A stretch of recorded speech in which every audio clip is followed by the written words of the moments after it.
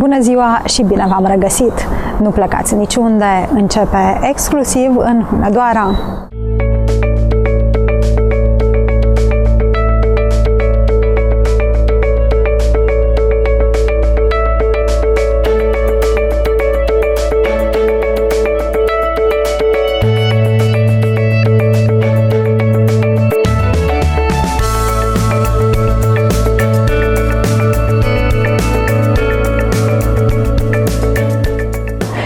Astăzi vă invit la o plimbare prin cetatea Devei, proaspăt reabilitată.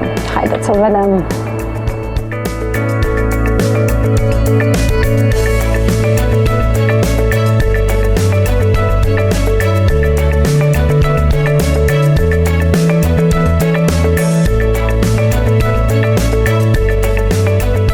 Construită pe un deal care s-a format acum 10 milioane de ani, cetatea regală a Devei este una dintre cele mai importante fortificații medievale din Transilvania.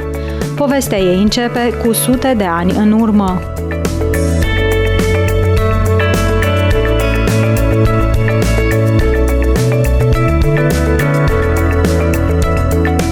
Cetatea apare prima dată menționată documentar la 1269, dar știm dintr-un document din 1273 că în 1264 era deja construită. La polele cetății este menționată o bătălie. Cel mai probabil a fost construită între 1247 și 1264 într-un mare proiect militar realizat de regele Bela al IV-lea.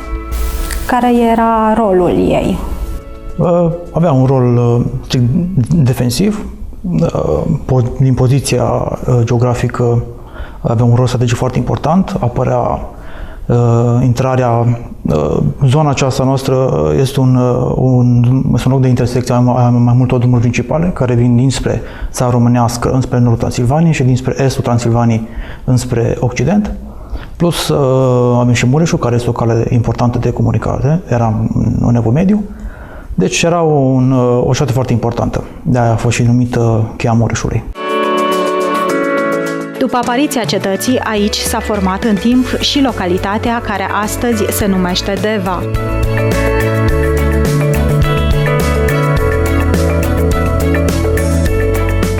Orașul sau satul, târgul și acum orașul Deva sunt destul de dispute istoriografice. Cel mai probabil, în momentul în care s-a construit cetatea, la poalele dealului a fost realizat un fel de organizație de șantier, care în timp s-a transformat într-o vatră și într-o vatră permanentă. Acolo în cetate, în mod normal, cam câți oameni locuiau pe vremuri, în 1200? O să ne gândim, la nivel de 1260, spațiul era practic, acum noi cunoaștem ca incinta 1. O zonă foarte mică, cantinere. Deci acolo nu putea sta decât o garnizoară de mici dimensiuni, o garnizoară permanentă și, normal, voievodul, cetatea fiind regală, de obicei, Deva automat era donată voievodului Transilvaniei și mai apoi principului Transilvaniei. Deci, practic, era voievodul cu suita sa, câteva persoane care se ocupau de întreținere și o organizare permanentă, dar la acea vreme, de secolul XIII, de mici dimensiuni. Deci era o cetate regală?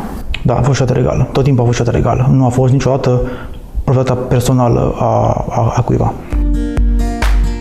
Locuite de-a lungul vremii de voievozi și principi precum Roland Borșa, Ladislau Can, Matia Corvin, Sigismund Báthory, Moise Secuiul, generalul Basta sau Gabriel Bethlen, cetatea cunoaște în timp mai multe etape de dezvoltare. Așa iau naștere în preajma anului 1500 incinta a doua și la sfârșitul secolului al XVII-lea incinta a treia.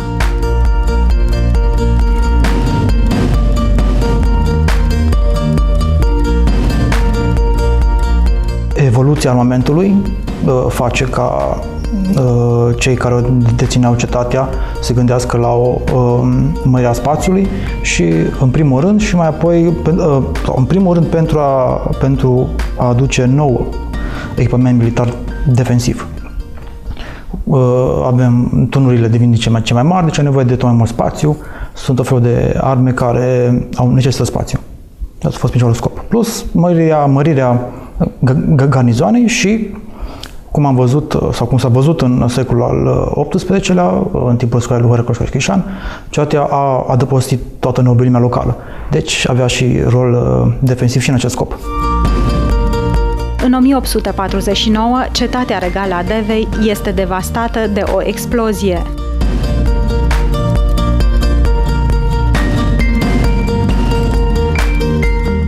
După cucerea cetății de către trupele maghiare, se presupune că un soldat austriac a rămas în cetate și la aproximativ o lună și ceva de la cucerire, acesta a dat foc depozitului de muniție, distrugând cea mai mare parte incintei întâi și incinta a doua.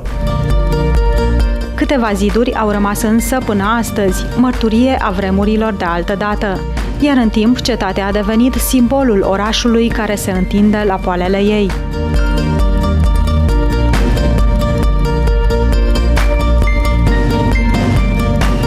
În urmă cu câțiva ani, reprezentanții primăriei Deva au demarat un proiect de reabilitare a monumentului.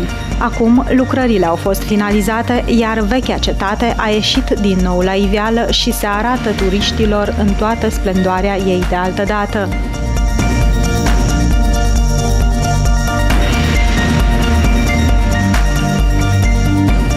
Lucrările efective au început în luna februarie 2013, în urma unui proiect care a fost, contractul pentru acest proiect a fost semnat în martie 2010 de către Municipalitatea Deva în asociere cu Consiliul Județean Hunedoara, pe de o parte, și de către Ministerul Dezvoltării Regionale, care era cel care implementa fondurile europene. 3 ani de zile s-au pierdut datorită a ceea ce înseamnă legislația în țara noastră. Licitații, anulări de licitații, contestații, din nou licitații și lucrările efective au început în luna februarie 2014 și s-au terminat la sfârșitul anului 2015. Atâta era prevăzut în contract să dureze? Da, contractul era practic semnat și trebuiau să înceapă lucrările efectiv, puteau începe în 2010 și să fie termenul de finalizare era sfârșitul anului 2015. Banii alocați au fost? Banii alocați au fost prin fonduri europene și prin contribuții proprii, din care, așa cum spuneam, 25% din contribuția proprie a fost suportată de către Consiliul Județean, atât pe lucrările eligibile, cât și pe cele neeligibile. Care a fost suma totală? Suma totală a investiției s-a ridicat la 8 milioane de euro, din care aproximativ 1 milion de euro a fost suportat de către Primăria Municipiului Deva, în proporție de 75% și de 25% de către Consiliul Județean Hunedoara. Lucrările de reabilitare nu au putut începe până când arheologii nu și-au finalizat aici munca de cercetare.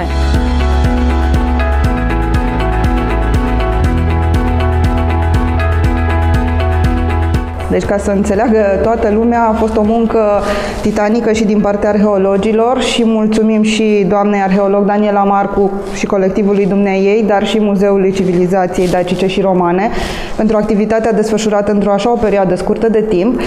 Și în urma acestei cercetări arheologice au rezultat rapoartele de cercetare arheologică, ele dând cota de călcare și nivelul de înălțare a zidurilor. Tot ceea ce s-a făcut în baza realității descoperite de cercetare arheologică. Scara semicirculară, bastionul, tot ceea ce vedeți a fost în urma cercetărilor. Soluția a fost dată în urma cercetării arheologice. Ionuț Codrea este unul dintre arheologii care au făcut cercetări pe cetatea Devei.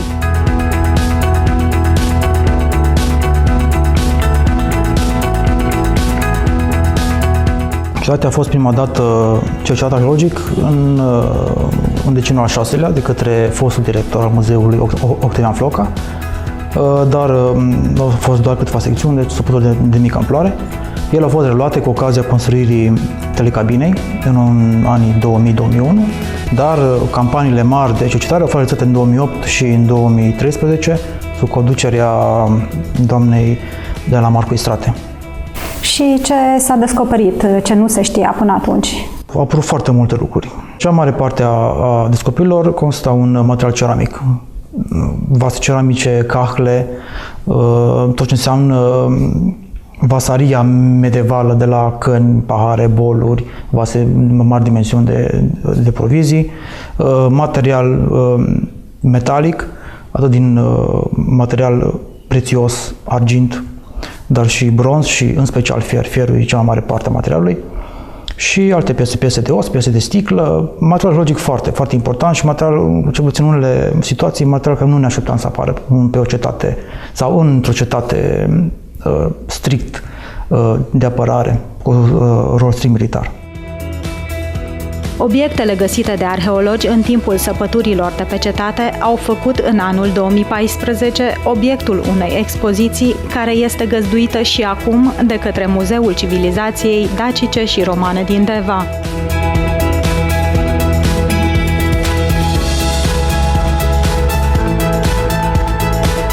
Au ieșit la iveală și niște ziduri mai vechi, dacă țin bine minte. Da, au ieșit ziduri mai vechi, ziduri care o parte se știau din hărțile austriece, o parte au fost descoperite cu ocazia săpăturilor.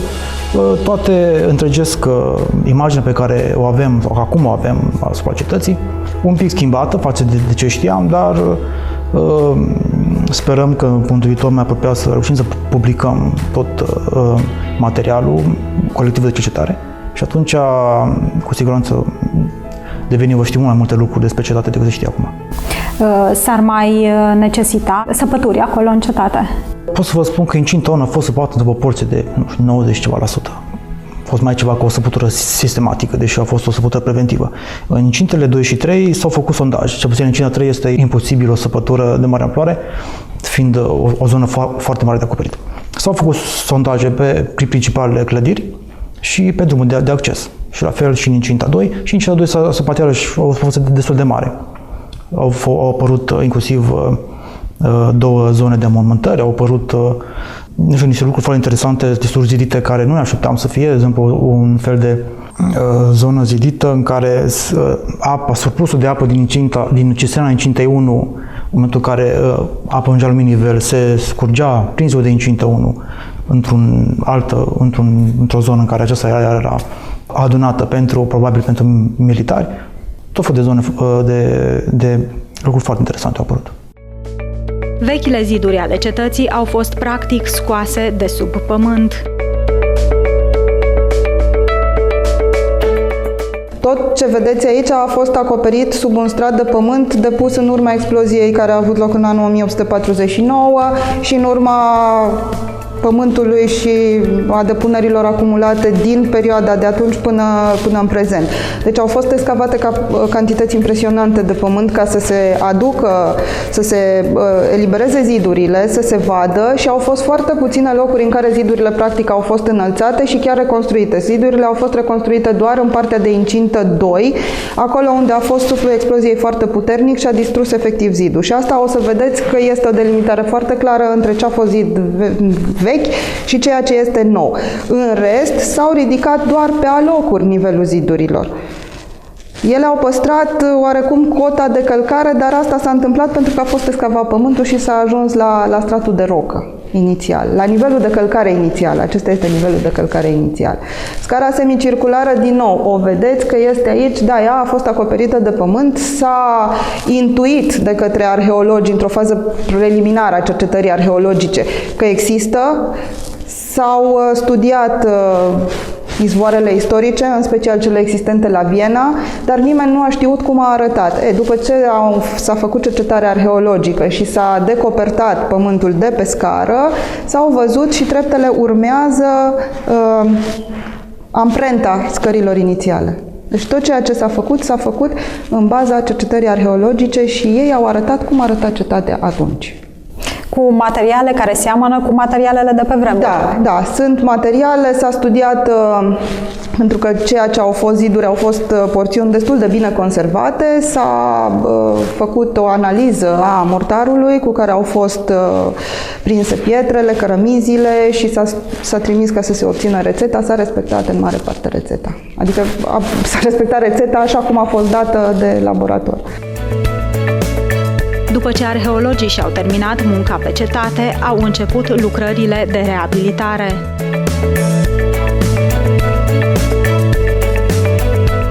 După ce s-a stabilit soluția, au început lucrările de reconstrucție și refuncționalizare, ca să spunem așa, ale incintelor 2 și 3. Au început cu lucrări de punere în siguranță a zidurilor, cu plombări, rostuiri, injectări, după care a fost partea de zidărie și a rezultat ceea ce vedem în prezent. Ca și puncte de interes ale cetății ar putea fi bastionul semicircular Bethlen, în care ne aflăm acum, care este structurat pe 2 nivele interioare și plafonul bastionului, care reprezintă un punct de belvedere. Ele au fost gândite așa fel încât să poată fi desfășurate aici fie evenimente de anvergură redusă, fie săli de expunere muzeistică. În principiu, ele au fost amenajate ca și săli de expunere muzeistică. Din păcate, proiectul nu a avut dotări. Nici mobilier urban și cu atât mai puțin mobilierul de expunere muzeistică.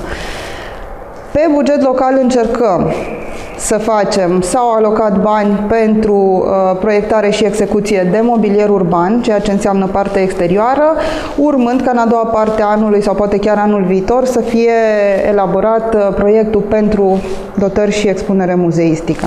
Deci, practic, toate încăperile sunt goale. În momentul de față, da, și vor rămâne până se va aloca o sumă din bugetul local și se va face proiectarea și vom avea soluția de mobilier de expunere muzeistică. Dar bastionul semicircular, avem camera artileriștilor, care la fel este o cameră închisă, care a fost gândită ca sală de expunere muzeistică pentru arme medievale. Bastionul a fost gândit pentru costume medievale. Expunere. Poarta 2, care are cea mai mare suprafață din spațiile închise reabilitate, a fost gândit să expună o parte din ceea ce s-a descoperit pe cetate în urma unui protocol care va fi făcut cu Muzeul Civilizației Dacice și Romane, unde sunt acum aceste lucruri care s-au descoperit în urma cercetării arheologice. Pe cetatea Devei, accesul se poate face atât pe jos cât și cu telecabina. Prețul unei călătorii dus întors cu telecabina este de 10 lei. Pentru elevi, studenți și pensionari, un bilet costă 5 lei.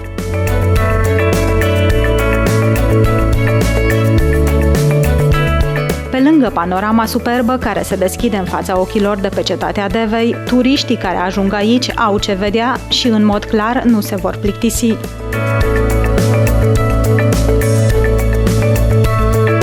Trasee de vizitare sunt foarte interesante, nici noi nu ne-am gândit inițial când am început lucrările și când zidurile erau acoperite de pământ, că vom avea atâtea trasee de vizitare. Și chiar mă întreba multă lume ce poate face turistul în cetatea Deva așa cum este acum.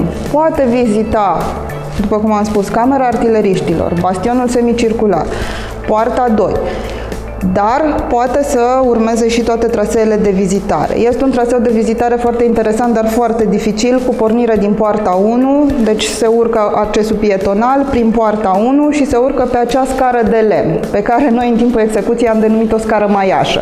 Nu e prea corect istoric vorbind, dar este o scară de lemn care are 217 trepte din beton, încă 26 din lemn. Este un acces destul de dificil, dar este foarte spectaculoasă și pentru cei care au condiția fizică necesară este chiar recomandat să facă acest traseu.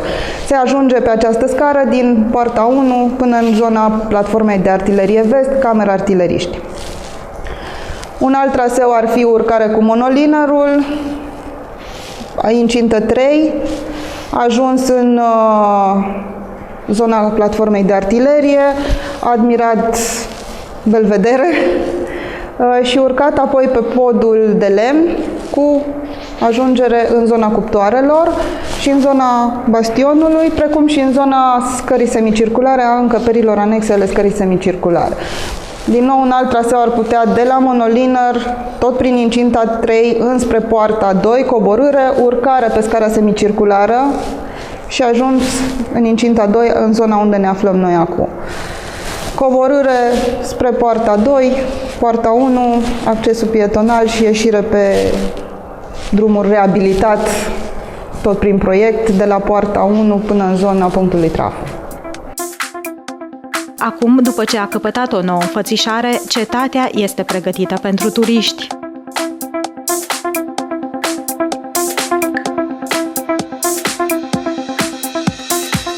Cred că este o mândrie pentru deveni să aibă cetatea reabilitată. Să nu uităm că Deva peste tot este pomenită ca și orașul de la poalele cetății. Este simbolul acestui oraș și este de fapt o mândrie pentru deveni, că atunci când cineva le vine în oraș, probabil că unul din primele lucruri pe care îl amintești și doresc să li-l arate este cetatea Devei. Bineînțeles că, ținând cont de conjunctura actuală economică, ea poate să devină și cu siguranță va deveni un pol de atracție pentru turiști, pentru vizitatori, atât din țară cât și din străinătate, și asta înseamnă că, din punct de vedere economic, va sprijini economia municipiului Deva. Știm anul trecut, de exemplu, câți turiști au venit pe cetate? În ultimii ani în special de când a fost terminată telecabina, an de an numărul turiștilor a crescut și din câte rețin eu, anul trecut au fost undeva în jur de 100.000 de turiști. Dar de când s-a terminat telecabina până în prezent, an de an numărul turiștilor a crescut. A crescut foarte mult și în ultimii 2 ani, când oamenii veneau, vedeau schelele, se afla că se lucrează pe cetate și urcau să vadă ce se lucrează, cum arată. Deci chiar dacă ea nu era așa cum este astăzi, au fost destul de mulți turiști. Sperăm că acum, odată finalizate lucrările, numărul lor să crească considerabil. A fost o perioadă în care cetatea a fost închisă de tot sau nu? Nu am avut perioade în care cetatea să fie închisă. Erau închise anumite incinte, anumite zone, datorită lucrărilor care se efectuau. Dar ea n-a fost niciodată închisă publicului, numai că nu puteau să viziteze atât de mult din ea. Cetatea va fi administrată de către Centrul Multicultural Castrum Deva, iar aici vor avea loc diverse evenimente culturale.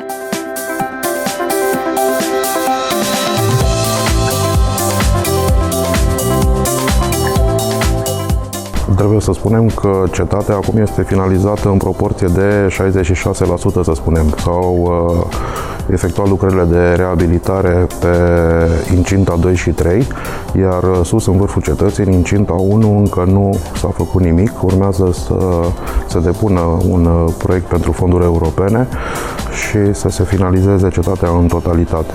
Singurele lucrări care s-au făcut acum pentru incinta 1 au fost apa și canalizarea, care nu a fost din fonduri europene. Din păcate, la proiectare s-a omis acest lucru, dar din fonduri proprii, municipalitatea a tras apa și canalizarea până sus în incinta 1, pentru că era ilogic când te apuci de incinta 1, terminai lucrarea și cetatea nu avea apă și canalizare. Și pentru a nu mai sparge din nou incinta 2 și 3, așteptând fonduri europene, am făcut din investiții proprii a primăriei această lucrare.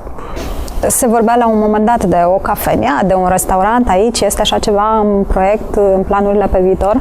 Da, deci vor fi spații de agrement.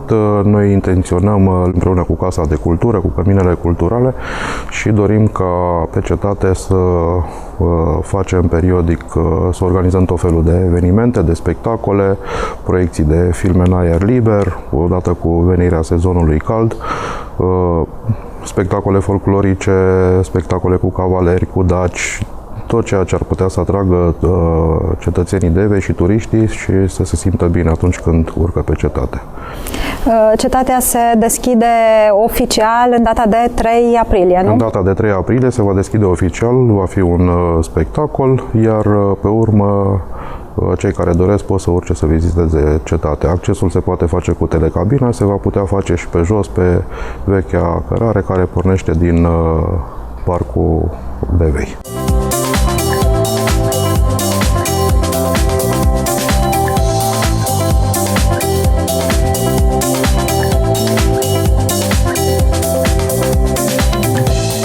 Cetatea Devei a fost cele mai importante cetăți ale Transilvaniei și mai și importantă, să zic, din punct de vedere militar, iarăși, repet, a aparținut voievozilor și principiilor.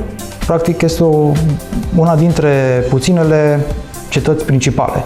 Nu sunt foarte multe, poți număra pe degete cetățile importante ale Transilvaniei. Restul sunt cetăți mai mici, cetăți familiale, cetăți de refugiu, dar cetăți regale, importante, ca Deva, sunt foarte puține la actuală Transilvania și faptul că a fost restaurată și adusă la un nivel e un lucru bun.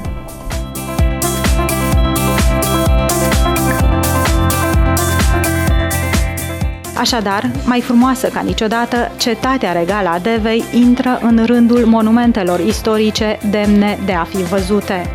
Treceți-o pe lista locurilor de vizitat.